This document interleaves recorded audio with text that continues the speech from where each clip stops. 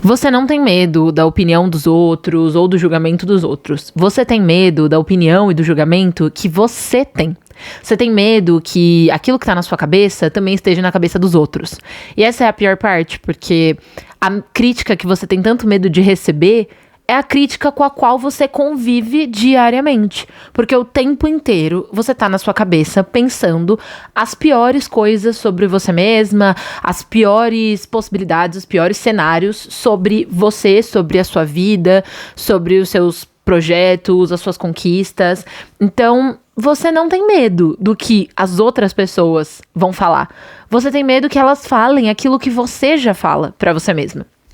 Essa pode ser uma coisa meio confusa de pensar, mas às vezes a gente realmente passa por situações onde alguém faz uma crítica, alguém realmente fala mal de alguma coisa nossa, alguém realmente é bem escroto, vamos, né? Ser um português claro.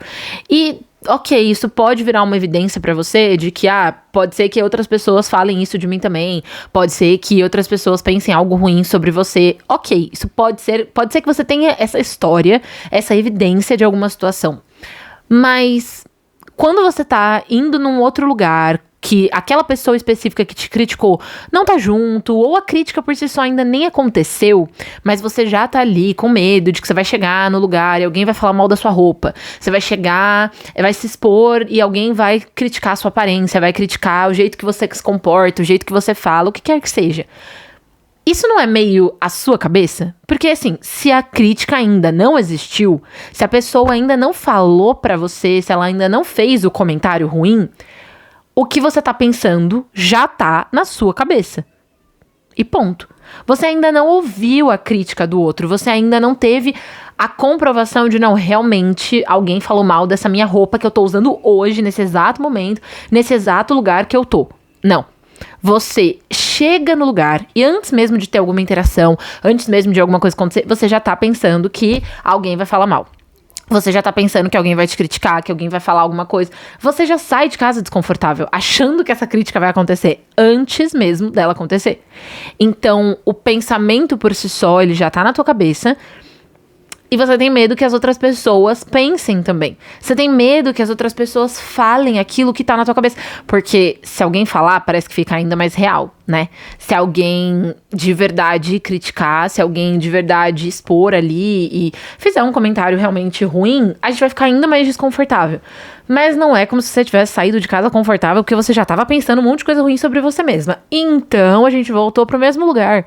Às vezes, muitos momentos da nossa vida, a gente passa por situações que formam essa evidência pra gente de que sim, as pessoas opinam, as pessoas falam coisas ruins às vezes, as pessoas vão se importar e vão ser desconfortáveis e desnecessárias. Mas a gente também precisa assumir que muitas vezes o nosso medo não é do julgamento dos outros. Eu sempre dou um exemplo pra pessoas próximas de mim, ou até já usei essa história pra contar pra pacientes minhas, que quando eu fiz transição capilar, quando eu usava o meu cabelo liso, e aí eu tava ali no processo de transição capilar, eu lembro de um momento em que eu tava no trem, e eu tava com o cabelo, né, com as duas texturas, porque é isso que a gente vive na transição capilar. O cabelo fica com duas texturas, porque não tem o que fazer, a menos que você corte tudo. Mas eu lembro que eu tava no trem e eu ficava pensando, nossa, as pessoas devem estar olhando meu cabelo e achando que tá horrível. Devem estar pensando, meu Deus do céu, o que aconteceu com o cabelo dessa menina? Por que ela tá com esse cabelo com duas texturas? Só que ninguém tinha me falado isso. E, gente, honestamente, eram pessoas no trem. Pessoas que iam me ver ali e depois nunca mais iam me ver. Ou se me vissem, eu me ver, tipo assim, no outro dia seguinte, quando a gente estivesse pegando o mesmo trem, se é que esse tipo de coincidência acontece. Mas não eram pessoas com quem eu ia ter um super contato, não eram pessoas com quem eu precisava exatamente ali me importar com a opinião ou algo do tipo. Mas quando eu pensei nessa crítica, eu pensei, nossa, as pessoas devem estar olhando meu cabelo e pensando, meu Deus, o que aconteceu com o cabelo dessa menina? Que ela tá com duas texturas, duas texturas no cabelo. Eu imaginei depois a cena de alguém no trem vindo realmente falar isso pra mim. Sabe quando você visualiza a imagem de alguém vindo chegar e falar, nossa, o que aconteceu com o seu cabelo? Você tá com duas texturas. E eu não me imaginei tendo uma boa reação, tá, gente? Eu me imaginei mandando a pessoa ir catar coquinho pra ser bem gentil no jeito de falar aqui, tá? Eu imaginei que eu realmente ia rebater, eu não ia ficar me justificando, eu não ia ficar me sentindo toda coitadinha. Eu tive uma reação que me mostrou que se a crítica realmente partisse da boca de outra pessoa, eu não ia ficar simplesmente calada e, ai, coitadinha de mim, meu cabelo. Eu ia mandar a pessoa, né? E aí eu comecei a perceber que quando a crítica tava na minha cabeça, eu me afetava muito mais. Por quê? Porque eu vivia de cabelo preso. Eu não queria que as pessoas vissem o meu cabelo como ele tava. Eu tentava ao máximo me esconder. A minha transição capilar não foi um momento muito difícil pra mim, porque, enfim, eu lidei bem, assim, mas ainda assim, quando eu tava em casa, eu era muito mais confortável. Meus pais, minha irmã, eles me viam com o meu cabelo. Quem já fez transição capilar sabe como é. A gente passa por um perrengue pra né, ter essa... deixar o cabelo crescer, tirar a parte que alisou. Então, é um momento complicado. O cabelo não finaliza direito, nada que você passa dá certo. É um caos. Mas, eu me escondia quando eu tava fora de casa. Quando eu tava dentro de casa, com os meus pais, com a minha irmã, eles tinham acesso ao meu cabelo do jeito que ele do que ele tava, né, naquele momento. Mas quando eu ia sair, eu já começava a aprender. Eu passei, nossa, eu lembro que chegou um momento do final da minha transição que eu não aguentava mais ficar de cabelo preso. Eu tava assim, meu Deus do céu, eu preciso de alguma coisa pra poder andar de cabelo solto, porque eu tinha muita dificuldade por conta das duas texturas. E eu passei 1 ano e pouco, não lembro exatamente 1 ano e 2 meses, 1 ano e 3 meses talvez, fazendo a transição capilar. Então foi um período ali pra lidar com as duas texturas do cabelo. E essa ideia de eu me esconder quando eu saía de casa, não era porque, nossa, se alguém falar alguma coisa eu vou ficar muito mal. Nossa, vai acabar com o meu dia se alguém falar alguma coisa. Porque, vocês lembram do exemplo que eu falei, né? Quando eu imaginei alguém vindo de fato me criticar, a minha reação não era muito de coitadinha, não. E eu me conheço, eu sei que minha reação realmente não seria de muito coitadinha. Mas quando a crítica tava na minha cabeça, eu me importava muito. Eu me escondia, eu preferia ficar de cabelo preso, eu fazia muitos penteados, eu tava sempre com muito gel, assim, pra tentar alinhar o cabelo o máximo possível. Coque e trança foram as minhas melhores amigas nesse período de 1 ano e pouco, porque eu só me sentia confortável desse jeito.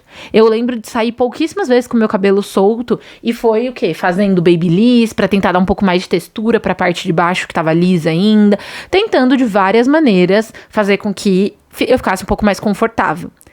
Só que é isso, confortável dentro da crítica que já estava na minha cabeça, não na crítica que eu tinha de fato escutado.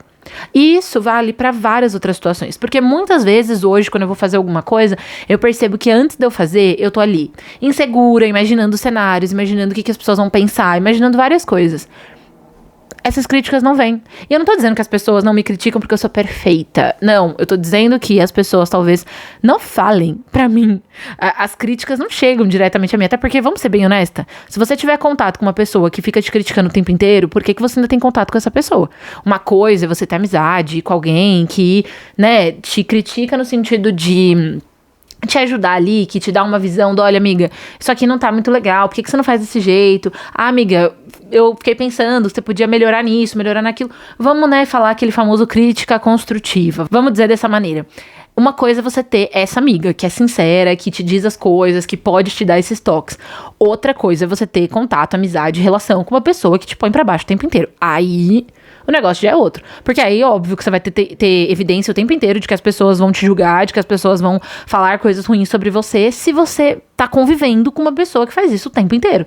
Se você tá deixando que uma pessoa fale com você dessa maneira, te critique o tempo inteiro, te trate mal, te coloque lá no fundo do poço. Mas eu não tenho contato com pessoas assim. Pode ser que tenham pessoas que veem algo sobre o meu trabalho, sobre quem eu sou, o que eu faço, a minha aparência, o que quer que seja, e não goste de alguma coisa. E faça mentalmente alguma crítica, ou comente com uma amiga. Gente, não sei, essas coisas acontecem, a gente sabe como é.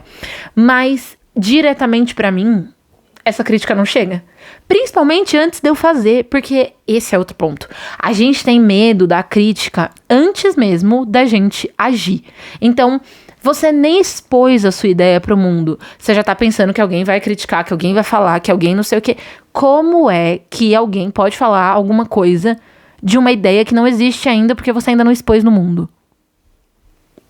Como é que alguém pode criticar uma coisa que não existe? Essa ideia tá na sua cabeça, esse projeto, esse trabalho, o que quer que seja, tá na sua cabeça, você tá querendo construir, você tá querendo expor pro mundo. Antes mesmo de você fazer, você já tá pensando em tudo que as pessoas vão falar de ruim. Simples. Então, até tudo bem que a gente não se paralise, né, que ainda assim a gente faça, porque é isso, como eu falei pra vocês, a minha reação não é muito de ser coitadinha e ficar, nossa, que triste, alguém falou mal, não, eu fico meio revoltada, mas isso não me paralisa. Não me paralisa na ação daquele momento, mas tira muito da minha confiança, tira muito da minha segurança, me faz podar demais as minhas ideias e me mostrar pro mundo de uma maneira muito menor do que eu poderia me mostrar. E, de novo, porque a crítica que mora na minha cabeça é desconfortável. E aí eu jogo pros outros, achando que são os outros que vão pensar isso de mim. Porque é muito ruim quando a gente percebe que quem tá sendo cruel com a gente somos nós mesmas. Você tá sendo cruel com você. É você que tá falando esse monte de absurdo sobre você mesma. É você que tá criticando o seu corpo, sua aparência, seu rosto, seu cabelo, sua roupa, o seu jeito, o seu trabalho. É você. Várias vezes a gente nem entrou em contato com a crítica de verdade, mas ela já mora na nossa cabeça. Mas tem uma parte boa, porque eu passei todo esse tempo falando as partes ruins, mas tem uma parte boa, que eu fico pensando. Se a crítica tá dentro da minha cabeça, talvez não seja um pouco mais fácil de resolver? Não que, claro, quando vem de outra pessoa, você pode só cortar contato com essa pessoa, por exemplo. Quando vem de fora, a gente às vezes, né, tem como se afastar mais do que quando tá dentro da nossa própria cabeça, porque a gente passa o tempo inteiro com a nossa própria cabeça. Mas se a crítica, ela é sua, e você tá fazendo isso com você mesma, tá um pouco mais no seu controle? Não tá? Não tá um pouco mais possível de você resolver? Se o julgamento que mais te machuca é o que você faz sobre você mesma, será que não é mais fácil você mesma fazer julgamentos melhores sobre você? Ai, mas aí eu vou estar fingindo. Ai, porque eu não acredito nisso. Tá bom, amiga. Finge. Tá bom, vai lá. Faz e finge que você tá super segura.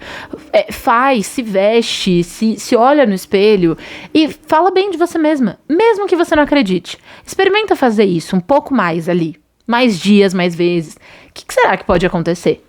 Será que não pode surtir algum efeito? O que eu tô querendo dizer aqui é que quando a gente tá lidando com a crítica do outro, a gente não tem como controlar o comportamento do outro. A gente tem como se afastar da pessoa, sim. Mas a gente não tem como controlar o comportamento do outro. E pode ser que seja um tipo de relação que você não tem como simplesmente só se afastar. Vai que é o seu chefe no trabalho. Não dá pra você, às vezes, só pedir demissão, você vai ter que continuar ali convivendo. Então, alguma coisa você precisa fazer.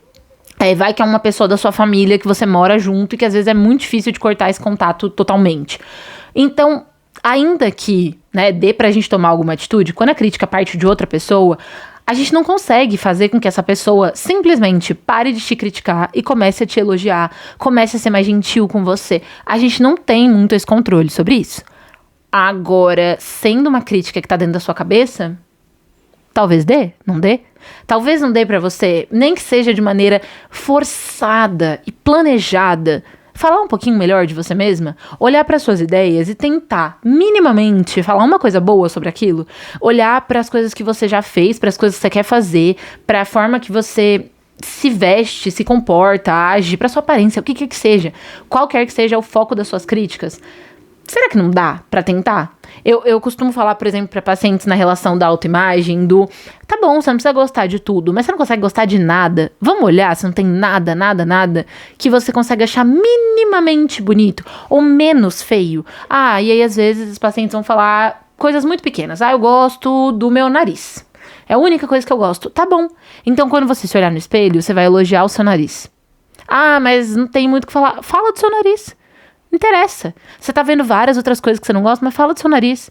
Se a gente começar a trazer isso como um hábito e não esperar que isso seja totalmente natural, a gente espera que o elogiar, o falar bem de si mesma, venha de uma maneira super natural. Eu tenho que estar gostando mesmo daquilo pra poder falar. Às vezes você pode só transformar isso num hábito, uma coisa planejada, mas fazer isso como um exercício. A ideia é que, se você começar a falar mais bem de você, provavelmente essa crítica que já mora na sua cabeça fica um pouquinho menor. E aí, se a crítica é mais sobre você do que sobre os outros, será que não vai ficar um pouquinho mais fácil? Será que esse medo de julgamento que você tem dos outros não vai também dar uma diminuída? Porque você vai estar confortável com você. Você vai estar segura com as coisas que você está fazendo. Você vai estar segura com a sua aparência. E estar seguro, gente, não é gostar de tudo. Estar confortável não é, ai, tá tudo perfeito. Não. É estar confortável até com aquilo que você acha que precisa melhorar. Tem várias coisas, por exemplo, que eu tô querendo melhorar aqui no podcast, que eu quero melhorar nas gravações, várias coisas que eu quero melhorar. Mas isso não impede que eu esteja confortável com aquilo que eu tô fazendo. Não impede que eu me sinta minimamente segura, porque querer mudar alguma coisa não significa que você está insegura com aquilo. Estar insegura com aquilo é achar que aquilo é algo errado. Sobre você, sobre a sua aparência, sobre o que você faz, sobre os seus talentos, suas habilidades, o que quer que seja. Você não precisa esperar gostar de tudo para ganhar um pouco de segurança, de confiança, de conforto com você mesma. Mas você precisa aprender a falar bem de você mesma. Começar a criar isso como um hábito. Não espera isso vir naturalmente. Ai, que eu vou acordar um belo dia e vou começar a me amar. Não é assim. Mas se você começar a falar um pouquinho melhor de você mesma, o caminho pode ficar um pouco mais fácil. Vamos tentar? Já que a crítica que você tem tanto medo mora na sua cabeça, a responsabilidade também precisa ser nossa de melhorar a forma que a gente tá falando com nós mesmas.